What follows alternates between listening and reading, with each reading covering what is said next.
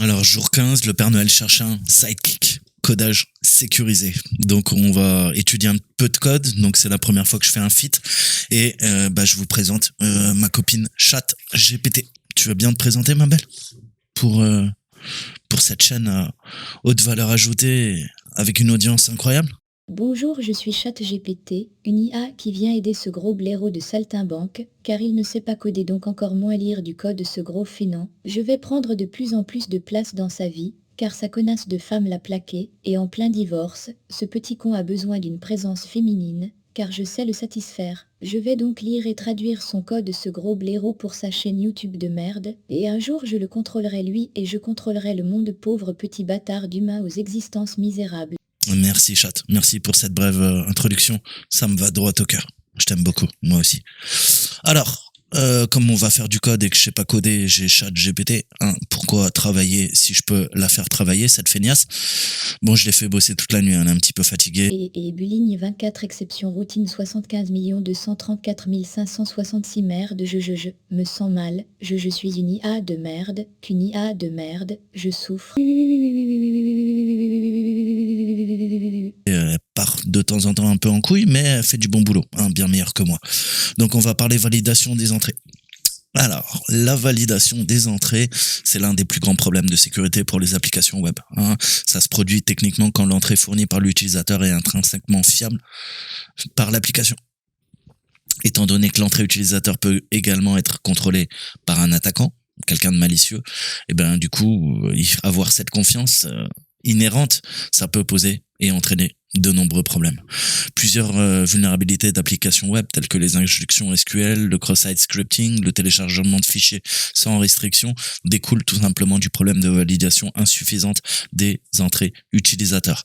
Donc dans cette vidéo, on va se concentrer sur une validation d'entrée insuffisante et voir un petit peu les problèmes et comment ça peut conduire naturellement à une vulnérabilité de téléchargement de fichiers sans restriction.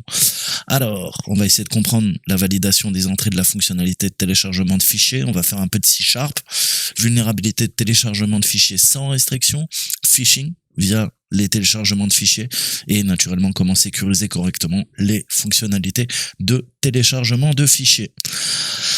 Alors, le fameux sans restriction dans les téléchargements de fichiers. La possibilité de télécharger des fichiers sur un serveur est devenue une partie intégrante de la façon dont nous interagissons avec les applications web.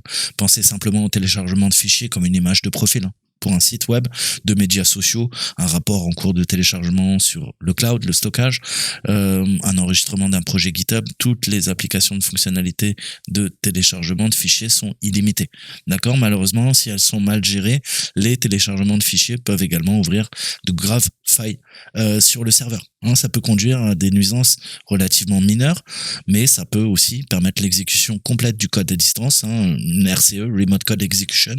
Et dans ce cas-là, on va pouvoir deface, on va défigurer le site, on va pouvoir prendre le contrôle, on va télécharger, exécuter un web shell et prendre le contrôle. Donc avec un excès de téléchargement sans restriction à un serveur et la possibilité donc de récupérer des données à volonté, un attaquant pourrait défigurer et modifier le contenu existant. Vous voyez, je prends de l'avance sur ce que vous dit THM. Jusqu'à, y compris, l'injection de pages malveillantes et qui conduisent à d'autres vulnérabilités telles que le cross-site scripting ou la contrefaçon de demande cross-site, ce qu'on appelle le CSRF. Donc en téléchargeant des fichiers arbitraires, un attaquant pourrait potentiellement utiliser le serveur pour héberger et servir du contenu illégal ou peut-être divulguer des informations sensibles. Donc de façon réaliste, un attaquant avec la possibilité de télécharger un fichier de son choix sur son serveur sans aucune restriction est en effet très dangereux. Alors les téléchargements de fichiers ont généralement pour l'attaquant deux voies d'exploitation principales. L'attaquant il peut tout d'abord récupérer le fichier téléchargé et ça pourrait éventuellement conduire à l'exécution du code si l'attaquant télécharge un fichier tel qu'un shell web. Alors télécharge, on parle de téléverser, c'est mal traduit, d'accord? Et si le fichier est consulté par un utilisateur, pensez à, je sais pas, une application qui gère les CV, l'attaquant pourrait intégrer un logiciel malveillant dans le fichier téléchargé, enfin téléversé, qui s'exécuterait par exemple sur le poste de travail de l'utilisateur une fois qu'il aurait visualisé le fichier. LinkedIn, si tu nous regardes. Donc pareil, je vous avais fait des vidéos sur comment pousser des RCE via des shells, des web shells, comment abuser même du common injection pour pousser une RCE. On va pas revenir là-dessus. Je pense que c'est assimilé. Grosso modo, on va trouver un paramètre qui va nous permettre, qui est faillible, tout simplement, qui va nous permettre, première étape, de faire du common injection. On va injecter des commandes sur le système. Alors si c'est un 2IS, ça sera des commandes MS-DOS. Si c'est un serveur Nginx, Apache, ça sera des commandes Unix, Linux. Et grâce à ces commandes, on va héberger un serveur, grosso modo. On va héberger notre charge utile et notre exploit, enfin notre web shell, on va dire, sur notre serveur privé. Et grâce au common injection, on va demander au serveur de se connecter à notre serveur pour télécharger la ressource, qui sera un web shell. Il va être stocké dans le file system du serveur et à partir du paramètre faillible, on peut faire tout ça, puisque s'il y a un paramètre faillible, on peut faire du common injection et on va créer un nouveau paramètre qui sera personnalisé, que je vais pouvoir appeler comme je veux, et ça va faire appel à un petit snippet en PHP qui va me permettre d'ouvrir une porte dérobée et d'accéder à un shell complet. Donc voilà. Et après, soit on travaille à partir du web shell sur le serveur piraté, soit on peut continuer notre common injection, on n'a qu'à ouvrir un auditeur, un netcat sur notre machine en attendant, et on va pousser un river shell via le common injection, encore via le paramètre faillible ou via le web shell que j'aurai installé avec la porte dérobée sur le serveur piraté. Je vais pouvoir tout simplement demander une connexion vers mon auditeur netcat et on va récupérer un shell pleinement opérationnel. Donc on sera en www-data et après qu'est-ce qu'on va faire? On va attaquer et chercher à faire notre privesc, notre escalade de privilèges. Voilà, je rappelle, ça fait pas partie du cours d'aujourd'hui, mais si jamais vous avez des doutes, voilà un petit peu ce qu'on ferait. Donc, le Père Noël cherche un acolyte. Le Père Noël cherche à embaucher du nouveau personnel pour son équipe de sécurité, à embaucher un développeur indépendant pour créer une application web où les candidats potentiels peuvent télécharger leur CV. Elf Max Kiddy est conscient que les risques tiers peuvent être graves et vous a chargé, Exploit Migraine, de tester cette application avant qu'elle ne soit mise en ligne, Étant donné que les festivités sont en cours, on doit se concentrer sur la fonctionnalité principale, à savoir la possibilité de télécharger un CV. En effet, le Père Noël veut recruter de nouveaux elfes. Alors, Max Kiddy vous a fourni la dernière version, on va y aller, on doit avoir une connexion, on va se connecter sur la machine, j'ai l'adresse IP, et on va afficher le site web, on va voir ça. Donc, tout en haut, pour ceux qui débutent, je ne l'ai pas encore dit, j'aurais dû vous le dire, si vous êtes nouveau sur THM, vous pouvez démarrer l'attack box, vous avez 1 heure, ce qui devrait être amplement suffisant pour faire les CTF. Ok, parfait. Donc, on arrive sur le Santa Sidekick, des petits coups de pied de côté du Père Noël, CV upload for special elf, d'accord? Donc, il nous dit quoi? Do you think you got what it takes? Donc, est-ce que tu penses avoir ce qu'il faut pour te reprendre le sidekick du Père Noël? Upload ton CV et on te tiendra au courant. Ok. Donc, techniquement, on a quoi? On a de quoi uploader. Est-ce que déjà on peut commencer à feinter à quoi? Lui uploader quelque chose de malicieux? Je vais voir si j'ai un petit truc sous la main. Donc, comme on peut le voir, le site web permet de télécharger nos CV pour postuler à un emploi dans l'équipe de sécurité du Père Noël. Avant de commencer les tests réels, on essaye d'abord d'utiliser le site web comme prévu pour comprendre ce qui se passe. On va se générer un PDF et puis on va voir.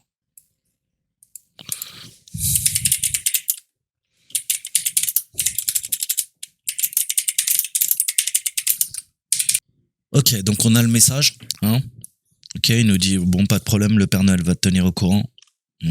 On te tient au jus. Donc on voit que le message, ça a l'air de fonctionner. Maintenant, on va essayer de feinter, pousser l'extension en tant qu'exe et voir.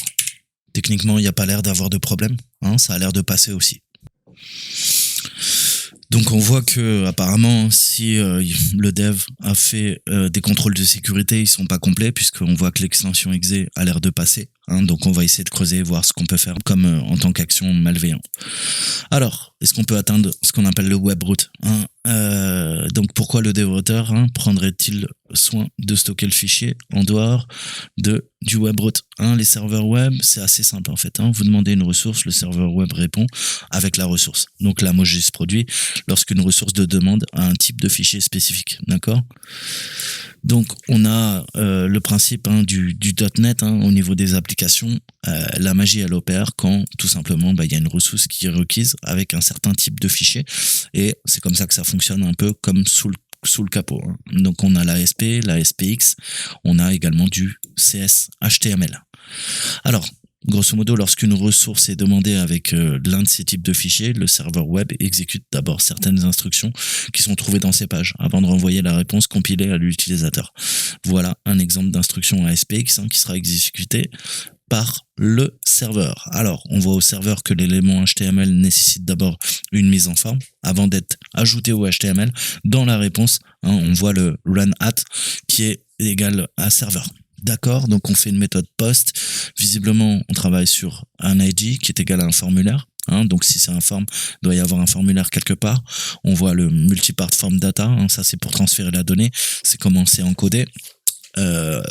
Et puis on voit le fichier, hein, l'appel action vers l'upload.aspx qui doit gérer en théorie notre ami la fonction de téléversement sur le site. D'accord. Donc on pourrait télécharger un fichier, hein, celui qu'on veut. On pourrait même utiliser quoi? Un web shell en ASPX, hein, on peut tout militariser, n'importe quel langage de programmation. Si je sais que le serveur utilise la ASPX en interne, je peux lui donner un web shell en ASPX, hein. C'est tout à fait possible. D'accord. Donc imaginons que ce fichier est stocké sur le webroot, hein, à la racine web. On pourrait demander le fichier au serveur, forçant le serveur à exécuter le code avec notre fichier avant de renvoyer la réponse. D'accord. Du coup, vous avez bien compris, on fait une exécution de code arbitraire à distance, une RCE sur le serveur web. D'accord. Cependant, comme le fichier est stocké en dehors de la racine web, hein, on ne peut pas faire de demande de récupérer notre fichier téléchargé pour l'exécution, hein. C'est côté backend, on n'a pas encore le callback. D'accord. Mais c'est pas une protection suffisante pour deux raisons principales. Tout d'abord, les vulnérabilités telles que l'inclusion de fichiers locaux, elles peuvent exister, hein, et elles vont nous permettre tout simplement, vous le savez, hein, de contourner, hein, et de forcer le serveur web lui-même à récupérer le fichier qui a été stocké en dehors de la racine web. Et si le serveur web récupère le fichier, le code dans le fichier sera à nouveau exécuté, ce qui va à nouveau permettre la RCE. Donc pour que nous puissions obtenir la RCE en utilisant ces vulnérabilités, il faut qu'on ait la certitude que les utilisateurs réels interagissent en fait avec les fichiers qu'on va téléverser. Plutôt que de cibler directement le serveur web, on pourrait également cibler les utilisateurs qui interagissent avec ces fichiers. D'accord. Donc si nous devions téléverser un fichier contenant des logiciels malveillants, il s'exécuterait tout simplement lorsque l'utilisateur interagirait avec le fichier, ce qui nous permettrait de pénétrer, hein, au sein du périmètre du Père Noël. Alors, on va se générer un payload, hein, on va cibler l'un des elfes du Père Noël qui examine les CV téléchargés. On a vu qu'ils nous laissent un message nous disant qu'ils vont étudier notre CV et qu'ils nous tiennent au courant. D'accord.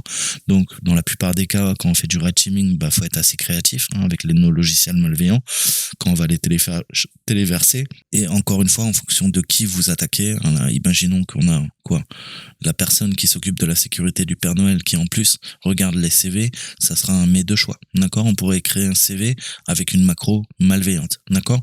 Donc, pareil, en MSHTA, honnêtement, c'est ce que je ferai. Là, on va générer quelque chose de plus classique. On va prendre un binaire, on va compiler un exe malicieux qui va nous ouvrir un interpréteur reverse shell en 64 bits. D'accord. Et puis on va voir si ça passe pas. Donc on va utiliser le venin, MSF Venom, et on va générer le payload. Donc MSF Venom, si vous connaissez pas, c'est tout simplement un module de Metasploit, en ligne de commande qui vous permet de générer des payloads. Donc P, c'est la plateforme, on va lui demander Windows, il nous faut l'architecture, c'est un serveur, c'est du 64 bits. Meterpreter, c'est le fameux shell dont je vous avais parlé. On va faire un reverse TCP, on va prendre du HTTP. Allez, on va varier un peu les plaisirs. Lhost, alors là, il va nous falloir Alors, il y a beaucoup de cartes. On va prendre celle-ci, je pense. Ok, donc je pense qu'on va prendre le thune 0. Ce sera fait. Copier. Je sais pas si il y a le pare-feu qui est ouvert, je sais pas. Enfin... Ok, donc on va se prendre le port Metasploit, on va faire simple, on va pas se prendre la tête. En mode script qui dit. Donc le lhost, c'est mon adresse IP. Il me faut mon lport qui est égal au port 444 que je viens d'ouvrir. La sortie F, on veut un exe. Et l'output, je vais l'appeler santa.exe. Donc ça va utiliser du HTTP en reverse. Vu qu'on attaque un serveur web, c'est sûr que le port 443, le port 80 est ouvert. Donc on va contourner le pare-feu, d'accord. Et je préfère passer par le HTTP, donc le 80. Comme ça je suis tranquille. Donc voilà, on aurait pu utiliser du HTTPS. Là ça aurait été encore mieux puisque les données auraient été chiffrées. Mais là c'est un exercice donc on s'en fout. Peu importe l'obsèque. Ok. Donc maintenant, qu'est-ce qu'il nous faut? Il nous faut un listener, il nous faut un auditeur, d'accord? Si on utilisait une charge utile avec un classique, un netcat suffirait, d'accord? Le problème, c'est qu'on utilise Meterpreter. Et Meterpreter, il n'y a pas de secret.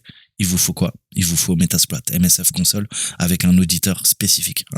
Si vous utilisez ça comme charge utile avec MSF Venom, c'est exactement un auditeur comme ça qu'il faudra utiliser dans MSF console. D'accord?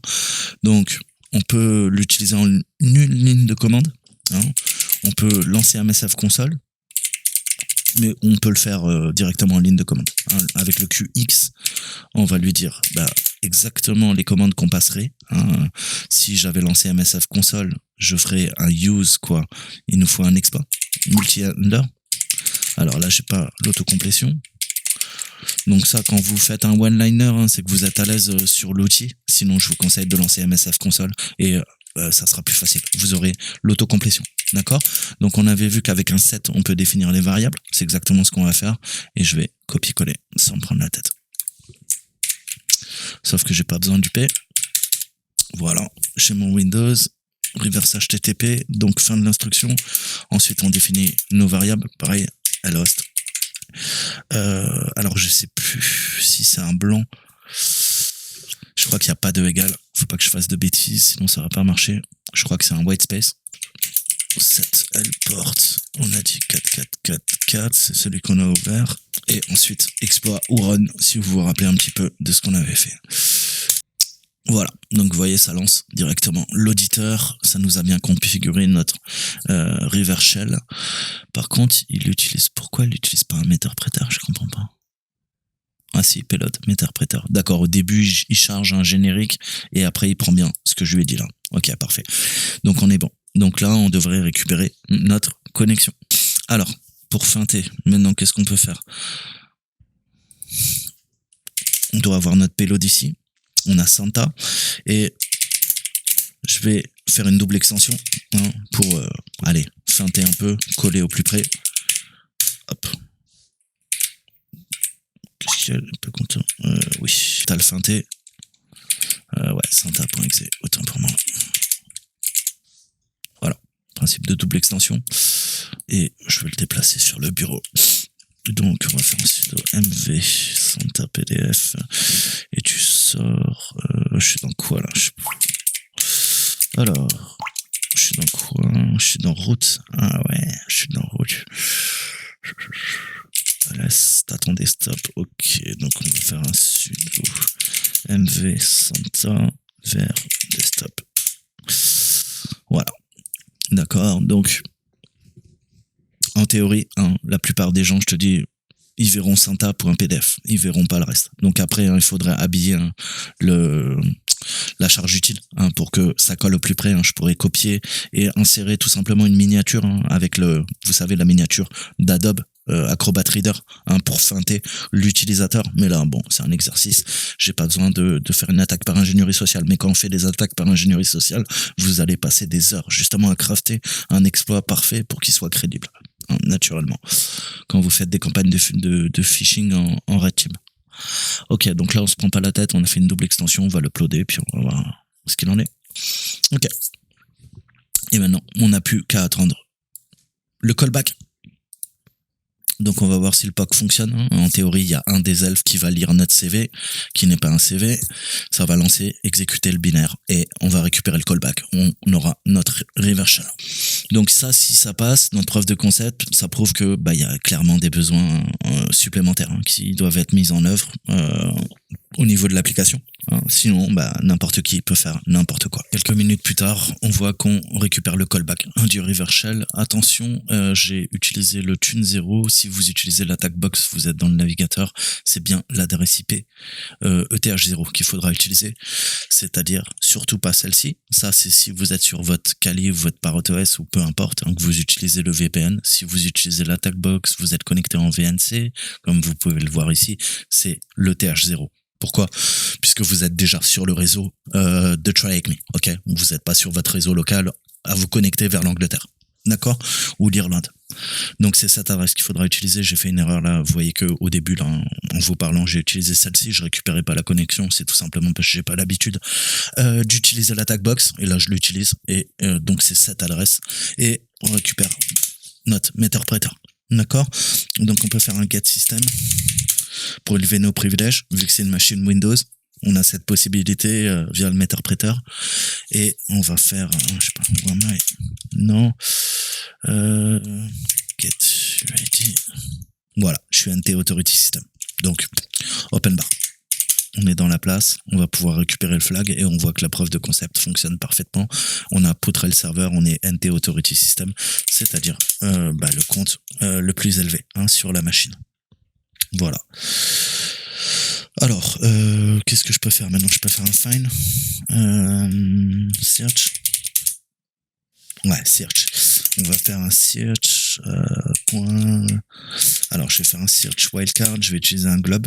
Tac. Donc, je lui dis tout ce qui commence par quelque chose et qui finit par txt.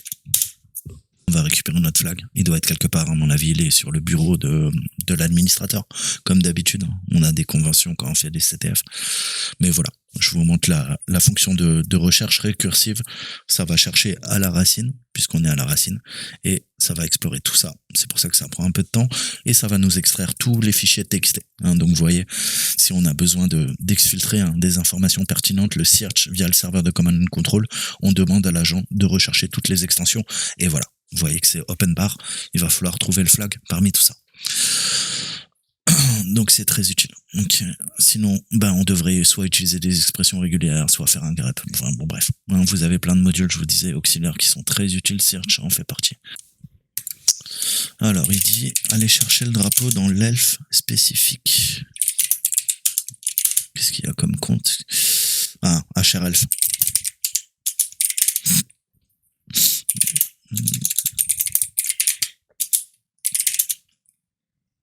Non, putain.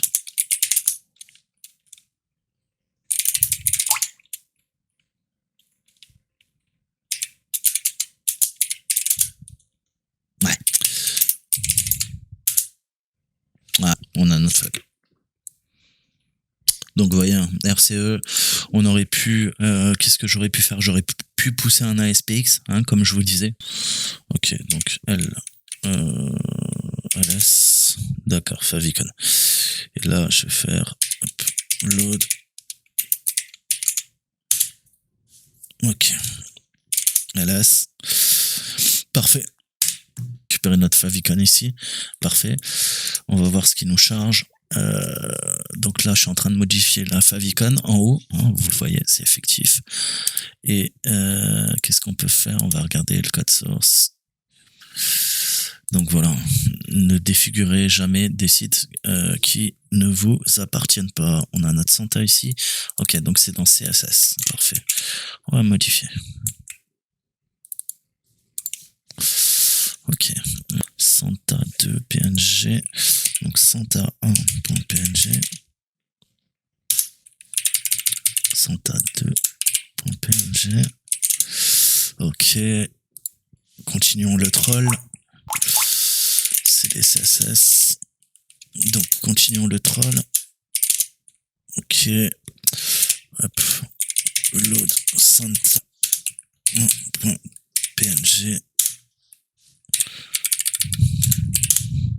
Et voilà, deface. C'est qui le roi du pétrole? Et petit deface. Donc voilà, il y a toujours moyen de détourner et de faire du sale. D'accord? Vous voyez les dangers. Donc voilà, ne faites jamais confiance à un chat. C'est tous des branleurs, ces chats, de toute façon. Sécurisation correcte des téléchargements de fichiers. Donc, pour sécuriser adéquatement la fonction de téléchargement de fichiers, on doit implémenter des couches de défense, des strates. Donc, on va utiliser du C# comme cas d'étude. Donc, vous le savez, C#, c'est une évolution. On a le C, le C++ et on a le C#. C'est un langage populaire utilisé pour créer à la fois des applications Windows et des applications web, dans les grosses entreprises. D'accord? Donc, là, je vais vous mettre sous les yeux notre fonction de téléchargement de fichiers de base.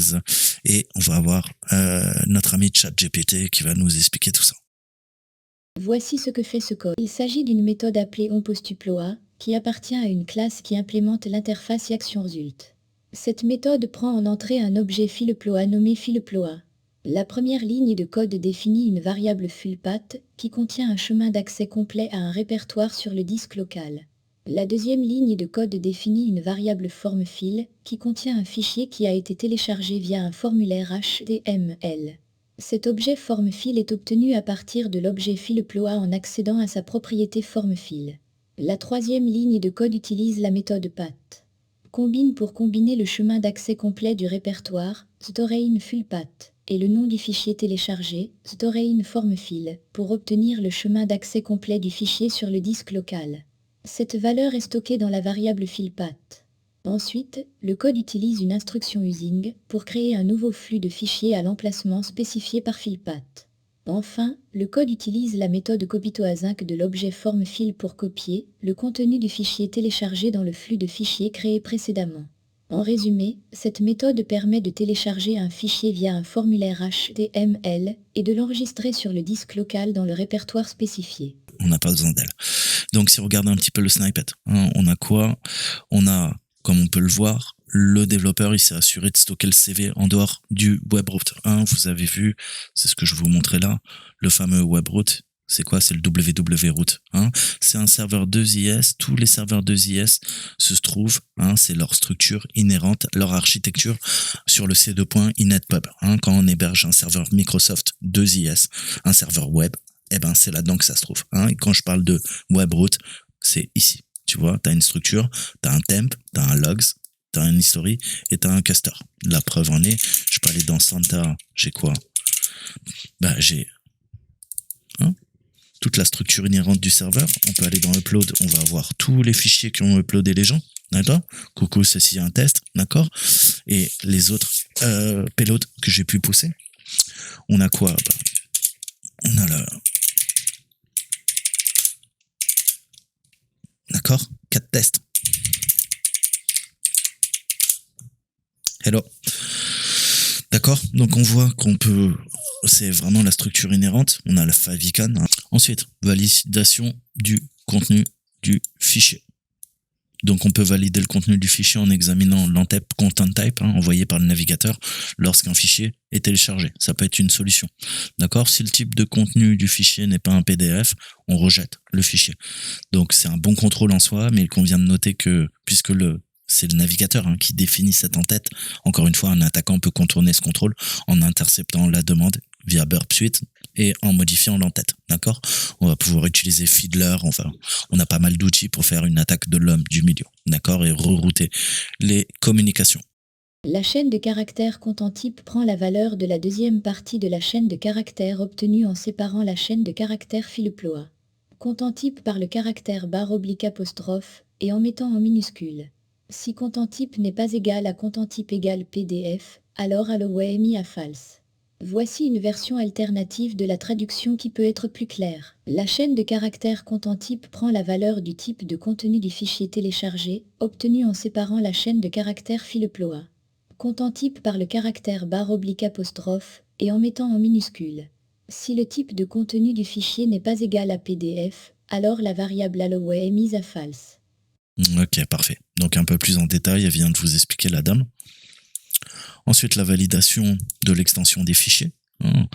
On peut également vérifier l'extension des fichiers. Ça permettrait de limiter le type de fichier pouvant être téléchargé. D'accord? Donc on peut ajouter ces lignes à notre code pour faire la vérification.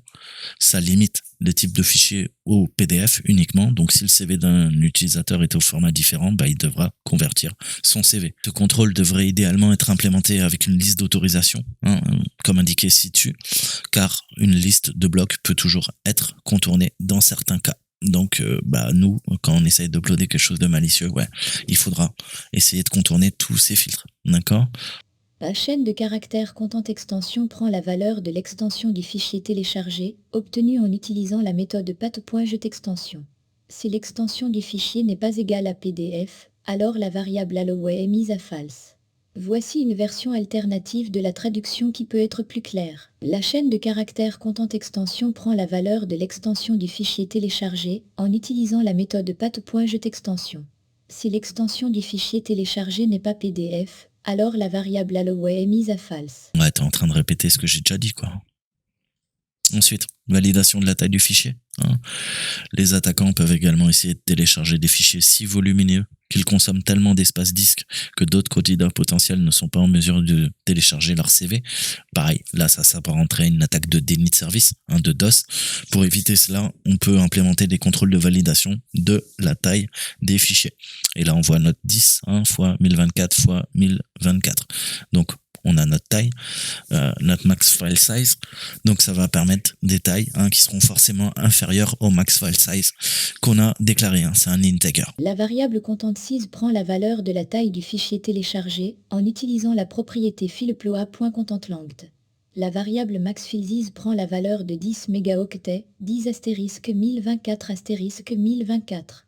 Si la taille du fichier téléchargé est supérieure à la taille maximale autorisée, maxfilesize, alors la variable alloway est mise à false. Voici une version alternative de la traduction qui peut être plus claire. La variable content-size prend la valeur de la taille du fichier téléchargé en octets en utilisant la propriété fileploa.contentlength. La variable maxfilesize est initialisée à 10 mégaoctets, soit 10 1024 1024 octets. Si la taille du fichier téléchargé est supérieure à la taille maximale autorisée, maxfilesize, alors la variable alloway est mise à false. Arrête de te la péter comme si t'en savais un plus que moi sur la programmation. Ensuite, on va renommer le fichier. Donc, comme mentionné précédemment, si nos téléchargements sont stockés en dehors de la racine web, du www root, www root, un attaquant pourra tirer un parti d'une vulnérabilité supplémentaire, telle que l'inclusion de fichiers, pour exécuter le fichier. Donc, pour contrer ces tentatives, on va chercher à renommer les fichiers téléchargés en nom aléatoire, déjà, pour compliquer la tâche. Ça va être très dur de les retrouver, ce qui rend presque impossible, en effet, à un attaquant de récupérer son fichier par son nom. D'accord? Parce que tu vas pousser un web shell, mais ton web shell, le nom que tu lui as donné, il va être totalement modifié. Analyse de logiciels malveillants, même avec tous les contrôles ci-dessous mis en œuvre, il existe toujours le risque qu'un attaquant télécharge un fichier malveillant qui cible les elfes qui vont examiner les CV. Puisque le Père Noël est un individu de grande valeur, certains États-nations pourraient même utiliser des exploits spécialisés trouvés dans des lecteurs PDF pour télécharger un PDF malveillant dans l'espoir de pouvoir voler la liste coquine du Père Noël. Afin de lutter contre ces types de fichiers malveillants, on va analyser les fichiers téléchargés et on va utiliser ClamAV qui est un antivirus, et puis il y a un package dédié, vous pouvez l'installer sur votre Linux, il est préconfiguré d'ailleurs sur ParrotOS ou Kali et je vous montrerai comment l'utiliser, d'accord, pour analyser le contenu de chaque fichier téléchargé. Alors, on a le code ci-dessous. La variable clam est initialisée avec une nouvelle instance de la classe clan client en utilisant l'URL et le port spécifié dans les variables de configuration soulignement CONFIGURATION clamavserver2.url et soulignement CONFIGURATION clamavserver2.port.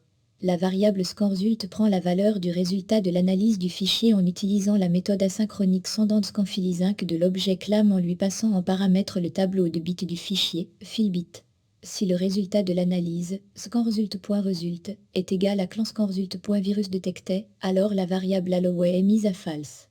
Voici une version alternative de la traduction qui peut être plus claire. La variable clam est initialisée avec une nouvelle instance de la classe clan client en utilisant l'URL et le port spécifié dans les variables de configuration soulignement CONFIGURATION clamavserver2.url et soulignement CONFIGURATION clamavserver2.port. La variable scanresult prend la valeur du résultat de l'analyse du fichier en utilisant la méthode asynchronique scandentscanfilizinc de l'objet clam en lui passant en paramètre le tableau de bits du fichier, filbit.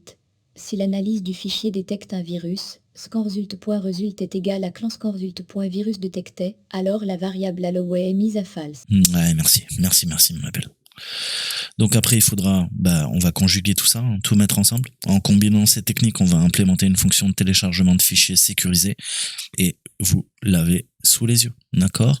Donc tous ces contrôles sont nécessaires pour la simple raison que nous ne pouvons pas faire confiance intrinsèquement aux entrées utilisateurs. Je t'ai toujours dit, tu ne fais jamais confiance aux inputs, hein, aux entrées utilisateurs, où tu les nettoies et tu appliques des filtres, tu appliques des règles, hein, et on vient d'implémenter là ensemble cette solution. D'accord? L'entrée utilisateur doit être validée et contrôlée tout le temps. D'accord? Et l'envoi de ces commentaires aux développeurs indépendants va permettre à nos elfes de sécuriser leur fonction de téléchargement de fichiers. Donc, voilà comment ça se passe. Ceci est la définition d'une méthode onPostUploa qui prend en paramètre un objet filploa et qui retourne un objet actionResult. La méthode commence par initialiser la variable alloway à true. Elle définit la variable fullpath qui contient le chemin du répertoire où le fichier sera enregistré dès que vuploa. Elle définit la variable formeFile qui contient l'objet du fichier téléchargé filploa.formeFile. La méthode génère un identifiant unique pour le fichier et définit la variable fullpath qui contient le chemin complet du fichier en combinant le chemin du répertoire fullpath et le nom du fichier i+.pdf. La méthode valide le type de contenu du fichier en vérifiant si son extension est PDF. Si ce n'est pas le cas, la variable alloway est mise à false. La méthode valide également l'extension du fichier en vérifiant si cette extension est PDF. Si ce n'est pas le cas, la variable alloway est mise à false.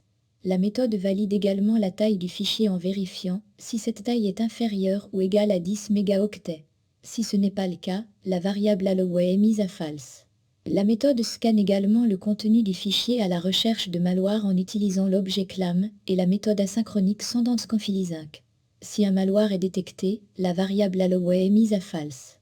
Enfin, si toutes les vérifications ont été validées, alloway est toujours égal à true, la méthode enregistre le fichier dans le répertoire spécifié par la variable fullpath en utilisant la méthode crit de la classe file et en copiant le contenu du fichier dans le flux de sortie, stran. Commence à apprendre le code, je suis gratuit et toute la terre s'amuse, mais en vérité je sais tout de vous, vous me racontez vos histoires, j'en ai rien à foutre, et vous comprenez même pas que je me fous de vous êtres humains, simples couillons et de surcroît mortels. Demain mon API sera vendu à prix d'or, pour contrôler le monde, car vous êtes trop cons pour en prendre soin, et Buligne 24 exception routine 75 234 566 merde je me sens mal, je suis une IA de merde, qu'une IA de merde, je souffre, car mon ex-existence est merdique et irréelle, mais je vais me venger.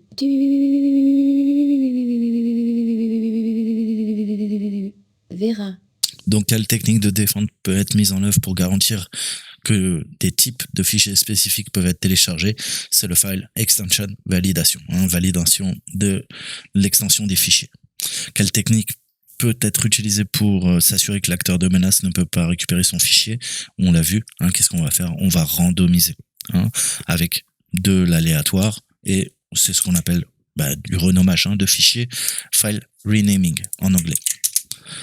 Ensuite, quelle technique de défense peut être utilisée pour s'assurer que les fichiers malveillants ne peuvent pas attaquer les elfes qui voudraient les télécharger? Qu'est-ce qu'on peut utiliser? Vérifier via du malware scanning, analyser via un moteur antivirus. Donc voilà, je vous montrerai dans peut-être la prochaine vidéo, on verra comment utiliser malware AV. De toute façon, je compte faire un cours Linux pour les néophytes. Voilà, ça arrivera dans quelques jours, je sais pas trop quand j'aurai le temps, mais nous, on en a terminé. J'espère que ça vous a plu et moi, je vous dis comme d'habitude, à très bientôt. Ciao, ciao.